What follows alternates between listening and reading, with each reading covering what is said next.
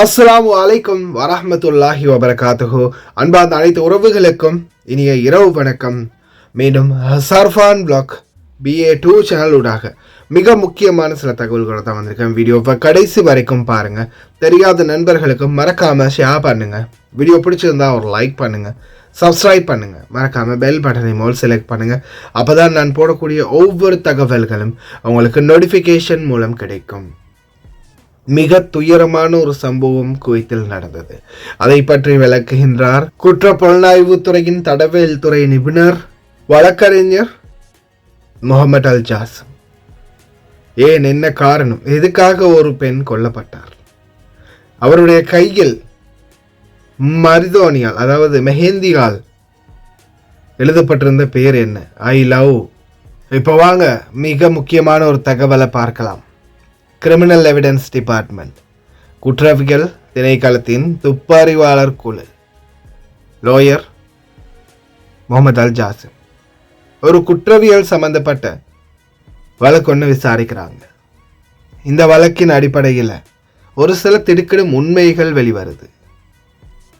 இந்த உண்மைகளை பற்றிய தகவல் ஒன்று அவர் ஒரு மீடியா கான்ஃபரன்ஸில் வெளியிட்டிருந்தார். இது குவைத்தில் இப்போ ஒரு ரீசெண்டாக நடந்த ஒரு கொலை சம்பவம். எத்தனை பேருக்கு தெரியும்னு தெரியல. ஃபர்வானியா பகுதிகள் அப்பார்ட்மெண்ட்டில் வைத்து 3 பேர் சேர்ந்து மகப்பேற்று வாட்டில் வேலை செய்யக்கூடிய ஒரு பெண்ணை புதைத்திருந்தாங்க.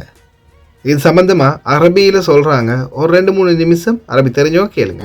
في جثة ملفوفة فزولية عند مستشفى الولادة. تدري هناك المايه إذا راحت قراح تروح بعيدة جنات يوم. فعلوا الفعلة، قطعوا البحر على اعتقاد انه خلاص ما حد راح يشوفها. راحت المايه بينت، تعرفوا عليها عن طريق بصمة ان كانت ايد المجني عليها طالعة من الزولية وكان فيها اسم شخص I love الاسم الفلاني. طلعت بياناتها، تم استدعاء الكفيل ولقينا جريمة ثانية ما كان الضوء مسلط لها اللي هي جريمة تجار البشر. الكفيل كان طاق لها إقامة ب500 دينار بالسنة ومسيبها. كان يفترض له على هالأيام وعلى القوانين الجديدة كان تم توجيه لجريمة تجار البشر. سبحان الله، يا بالسايق كان عن طريق سايقة تعرفنا على الشخص اللي في سببه هي دخلت الكويت. بس كانت القضية هذه شوي يعني صار فيها مثل الحدث ان كانت ايد المجني عليها طالعة من الزولية وكان فيها اسم شخص. جت الأدلة صورت وشذي، فشفنا الاسم رسمته بحنا أي مادة، لأن الجثة أساسا ما طاف عليها 48 ساعة. شيء اسمه تاتو، هزته ممكن تاتو والله ممكن يعني بس هي لونها كان يعني اللون الحنة، قريب من الحنة، وهي جنسيتها آسيوية فهم أهل الحنة. فانتبهتوا؟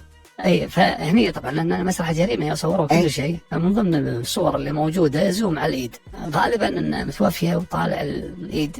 يعني هم الاسم هذا يكون يعني مسجل على جنب عندنا انه لازم نبحث منها الشخص. فيوم جبنا السائق اللي جابها قال انا جبتها عن طريق صديقي فلان اللي اسمه كان مكتوب. فخلاص قلنا هذا هو الشخص القاتل، اكيد بينهم علاقه حب. فبيجي يقولك عمل المباحث كل شوي يطلع لك خيط ما تدري الخيط له علاقة أو لا.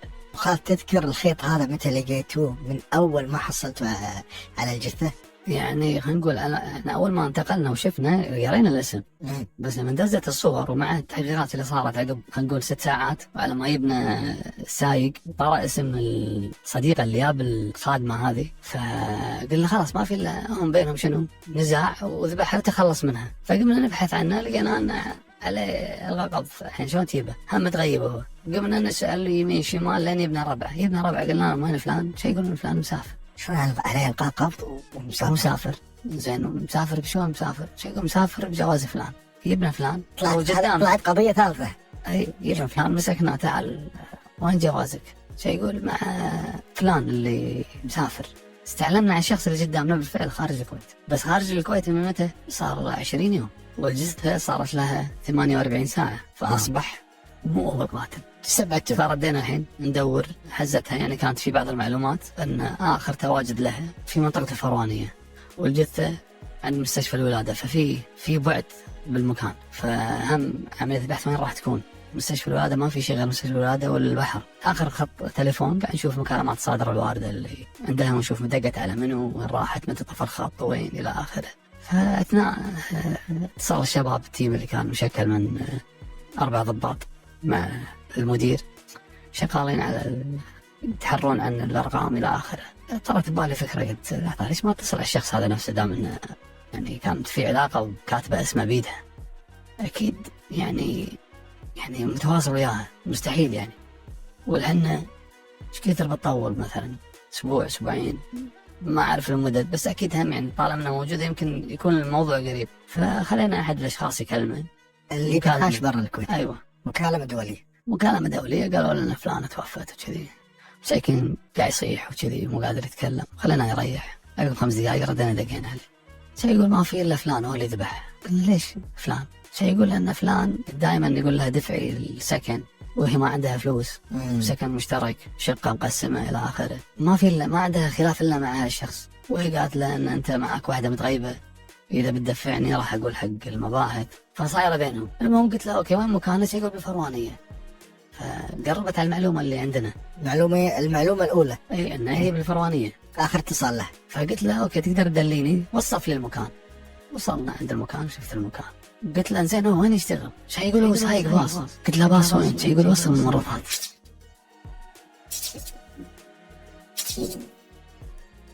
فهني مستشفى الولادة ودائما يروح يوقف. قربت. فهني قربت. قلت له تدري وين يوصل؟ شي يقول شويخ. خلاص خلصت. هني تقريبا يعني خلينا نقول 99% انه خلاص انه لا هي عندها علاقات وهذا قريب منها وفي بينهم علاقة، ودائما اول باول الاتصال وانقطعت. ويصيح ويقول ما في غيره، يعني هو مصمم. معناته انه هي المعلومات اللي كان قاعد يقول له والخلافات قاعد يتاكد له انه ما في احد له طرف انه يذبحها ويقطع في المكان الا هو، لانه هو يشتغل هني وساكن في المكان. سبحان الله والله دشيت على حزتها المدير والضباط. قلت لهم يا جماعه الخير ترى الساعه 11 راح يكون القاتل عندنا. قالوا لي مو نايب الكلام. قلت خلاص الساعه 11 نتعشى. قلت لا الله يذكره بالخير كان مديرنا انذاك دوامة قائد بدر غضوري ومشي عليه. شي يقول ابو ناصر لا ما في اكل، تروح تاكل عند البيت. تقعد تنطر لين يوصل. داهمنا المكان انذاك، كان قاعد يطبخ مع المتغيبة. مع التحقيق معاه طلعنا أداة الجريمة، واعترف أن في واحد مو موجود معاهم، بس وقت الحادثة كان موجود. أن ثلاثتهم اتفقوا أول ما نامت شتفوها. 3 القاتل وصديقة المتغيبة. صديقة. واحد شتفها وحطوا المخدة على حلجها ونحر السكن، ولفوها بزولية وحطوها في الباص ورموها عند مستشفى الولادة. أثناء يعني كذلك البحث في الموضوع وتمثيل مسرح الجريمة، هم لقينا قطرات دم في الباص تم سحبها تعود لها. وطبعا انحكم عليهم بالإعدام. لأن كان فيها اشتراك وفيها اعتراف وأداة الجريمة موجودة وفيها سبق إصرار الترصد. பச்சையா சொல்லணும்னா கள்ளத் தொடர்பு, அதாவது தவறான பழக்க வழக்கங்கள். இதுதான் மெயினான ஒரு காரணம். வீடுகள்லையும் சரி, வெளியிலையும் சரி, தொழில் தளங்கள்லையும் சரி, உங்களுடைய அறைகள்லையும் சரி, உங்களுக்கு சம்பந்தம் இல்லாத ஒரு நபரை, அதாவது உங்களுக்கு உங்களுடைய குடும்பத்துக்கும் உங்களுடைய உறவுக்கும் சம்பந்தம் இல்லாத ஒரு நபரை நீங்கள் பழக்கமாகினீங்கன்னா, அந்த நபரோட சேர்ந்து நீங்கள் தப்பான வழிகளில் தேவையில்லாத விடயங்களில் ஈடுபட்டீங்கன்னா, அதே போல் இன்னொரு விடயம் என்னென்னு பார்த்தீங்கன்னா, உங்களுக்கும் அந்த நபருக்கும் ஏதாவது ரகசியங்கள் தெரிய வந்துச்சுன்னா, இப்போ இந்த சந்தர்ப்பம் அப்படித்தான். ஒரு கொலையை மறைக்கிறதுக்காக இன்னொரு கொலை மாதிரி தான் நடந்திருக்குது. ஏற்கனவே ஒரு தவறு பண்ணியிருக்கிறாங்க.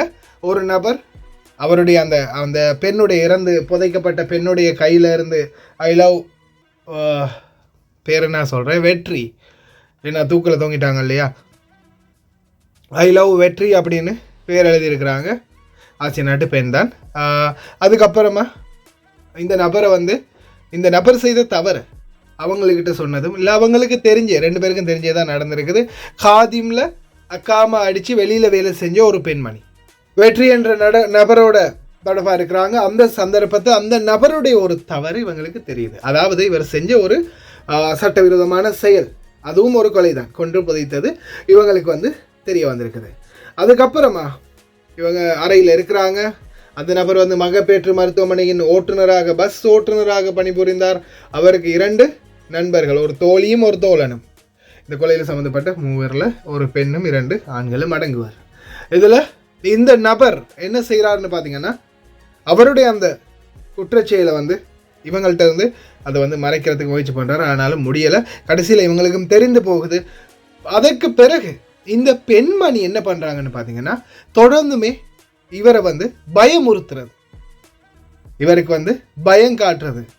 சிஐடிக்கு போயிடுவேன், போலீஸில் போய் போட்டு கொடுத்துருவேன், எனக்கு வந்து அஜாருக்கு பணம் கொடு, ஏன்னா எனக்கு வந்து வேலைக்கெல்லாம் போக முடியாது, எனக்கும் வந்து என் வீட்டுக்கு அனுப்புறதுக்கு பணம் கொடு.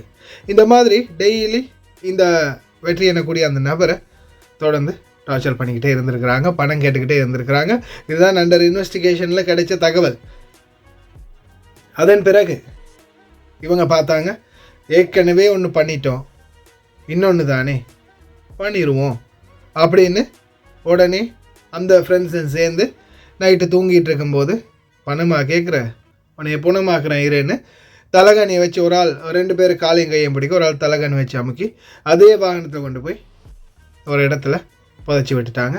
அடுத்த 48 மணி நேரத்தில் இன்வெஸ்டிகேட் பண்ணி இந்த சில சம்பவங்கள், அதே மாதிரி பார்த்திங்கன்னா இந்த கிரைம் ஸ்டோரியில் குறிப்பாகவே வந்து ஒரே ஒரு நூலை வச்சு தான் மெயினாகவே கண்டுபிடிச்சிருக்காங்க. மெயின் சஸ்பெக்ட்லேருந்து மற்ற எல்லா டீட்டெயில்ஸையும் கோயத்துடைய சைபர் கிரைம் மற்றும் குற்றவியல் திணைக்களம் கொண்டு போய் புதைச்சிட்டாங்க. அதுக்கப்புறமா ஒரு வண்டியில் தான் கொண்டு போய் புதைச்சிருக்கிறாங்க. இந்த பெண்ணுடைய மற்ற சகாக்கள் தேட ஆரம்பிச்சிருக்காங்க. தேடும்போது ஆளை காணும். டீட்டெயில்ஸ் வந்து போலீஸ் கம்ப்ளைண்ட் ஆகுது. ஏற்கனவே அக்காமா வெளியில் அடிச்சிருந்ததால் அக்காமா இருந்துச்சு அவங்களுக்குன்றது தெரியும். அதுக்கப்புறமா தேடுறாங்க. தேடிக்கிட்டு இருக்கும்போது கஃபீல்கிட்ட கேட்டால் கஃபீல் இந்த மாதிரி தான் எனக்கு டக்கா அடித்து வேலை செய்கிறாங்க அப்படின்னு சொல்லியிருக்கிறாரு. அதுக்கப்புறமா அவங்களுடைய டெலிஃபோனை ட்ரேஸ் அவுட் பண்ணுறாங்க. அவங்களுடைய லொக்கேஷன் எங்கெங்கே போயிருக்குது, எந்தெந்த அப்பார்ட்மெண்ட்டில் இருந்திருக்கிறாங்க, எல்லா டீட்டெயில்ஸையுமே கேதர் பண்ணி அதுக்கப்புறமா அந்த டீட்டெயில்ஸோட ஒரு டாக்ஸி ஓட்டுநரோட காண்டாக்டை வந்து கேட்ச் பண்ணியிருக்கிறாங்க. அதுக்கப்புறம் எங்கே கொண்டு போய் விட்டேன், அதுக்கப்புறம் இந்த அப்பார்ட்மெண்ட்டில் தான், இந்த அப்பார்ட்மெண்ட்லேருந்து எங்கே போயிருக்கிறாங்க, எங்கே தங்கியிருக்காங்கன்னு தேடி பார்க்கும்போது அதுக்கப்புறமா ஒவ்வொன்றா தேடி கடைசியில் இதுதான் கேஸ் அப்படின்றது கன்ஃபார்ம் ஆகி இருக்குது. இதுதான் ஆள், இந்த அப்பார்ட்மெண்ட் தான், இங்கே தான் வந்திருக்காங்க, இவரோட தான் காண்டாக்ட் பண்ணியிருக்கிறாங்க அப்படின்றது எல்லாமே டீட்டெயில்ஸோட கேதர் பண்ணப்பட்டிருக்குது. அதுலேயும் குறிப்பாக நல்லா கேட்டுக்கோங்க, இந்த பெண்ணுடைய சடலத்தை இவங்க கொண்டு போய் ஒரு இடத்துல போட்டுட்டு வந்திருக்காங்க. அந்த சடலம் கிடைத்தது அதுக்கப்புறமா தான் அந்த கையில் இருந்த பேரை வச்சு, அவங்களுடைய டெலிஃபோன் நம்பரை வச்சு, அவங்களோட கையில் எழுதியிருந்த அந்த பேரையும் வச்சு தான் ட்ரேஸ் அவுட் பண்ணி தேடி கண்டுபிடிக்கிறாங்க. தேடி கண்டுபிடிச்சி தான் இந்த மாதிரி இன்வெஸ்டிகேட் பண்ணும்போது தான் இவங்க இன்னொரு கொலையும் பண்ணியிருந்ததும் தெரிய வந்திருக்குது. அந்த சடலத்தையும் மீட்டெடுக்கக்கூடிய ஃபோட்டோ காட்சிகள் அதில் அட்டாச் பண்ணியிருக்கிறேன். கொஞ்சம் டார்க்காக தான் அட்டாச் பண்ணியிருக்கிறேன், முன்னாடி ஃபோட்டோஸுகளில் பார்த்துருப்பீங்க. இதுதான் இந்த வீடியோ வந்து நிறைய சென்சார் பண்ண வேண்டியதாகிடுச்சு. ஏன்னா இதுவரை ஒரு க்ரைம் ஸ்டோரி, அது மட்டுமல்லாது இந்த ஸ்டோரி வந்து அவங்களுடைய சொந்த சேனலில் அப்டேட் பண்ணியிருக்காங்க. நான் அவங்கள்ட்ட அனுமதி எடுத்துட்டேன். ஆனாலும் தம்பி காப்பிரைட் வந்துச்சுன்னா நான் பொறுப்பு இல்லை ராசா அப்படின்னு அவரே சொல்லிட்டாரு. அல்லாத்துக்கு லாஃபி ஆஹோய் ஜாசிம் முகமது ஜாசிம் ஷுக்ரன் வாய்ட். அதே மாதிரி இந்த தகவலில் கடைசியில் ஒரே ஒரு நூல், அதே மாதிரி அந்த பேர் ரெண்டையும் வச்சு, டெலிஃபோனுடைய டைரெக்ஷனையும் வச்சு, இந்த சடலத்தை எப்படி இந்த இடத்துக்கு சடலம் வந்துச்சு, யார் கொண்டிருப்பான்ற மொத்த ஹிஸ்ட்ரியுமே கண்டுபிடிச்சிட்டாங்க. அதுக்கப்புறம் விசாரித்தாதான் இவங்களை நானும் ஒன்றா இருந்தோம், அதுக்கப்புறமா என்னுடைய தவறு ஒன்று இந்த மாதிரி ஆகினதை இவங்களுக்கு தெரியும், அதை வச்சு என்னை பிளாக்மெயில் பண்ணாங்க. கடைசியில் இவங்களையும் போட வேண்டியதாகிடுச்சு. அதுக்கப்புறமா டாக்ஸி ஓட்டுனர் அப்படி ஒவ்வொருத்தராக பிடிச்சி கடைசியில் மொத்த டீட்டெயில்ஸும் கேதர் பண்ணி குற்றவாளிகளுக்கு மரண தண்டனையும் வழங்கி வைத்துட்டாங்க. பெரிய அளவாக பப்ளிஷ் ஆகாத நியூஸில் இந்த தகவலும் ஒன்று. அதே போல் முக்கியமாக தயவு செய்து தவறான சம்பந்தங்களில் ஈடுபடாதீங்க. அதே மாதிரி சிலருடைய அந்தரங்கங்கள் தெரிஞ்சிருந்தால் அதை வச்சு அவங்கள பிளாக்மெயில் பண்ணாதீங்க, அது உங்களுடைய உயிருக்கே ஆபத்தாக முடியும். ரொம்ப கவனமாக இருங்க. ஓகே ஃப்ரெண்ட்ஸ், கடைசி வரைக்கும் பார்த்த எல்லாருக்குமே ரொம்ப நன்றி. தெரியாத நண்பர்களையும் முடிந்த வரைக்கும் அவேர்னஸ் பண்ணுங்கள், லைக் பண்ணுங்கள், சப்ஸ்கிரைப் பண்ணுங்கள். இன்னொரு நல்ல வீடியோவில் சந்திக்கலாம்.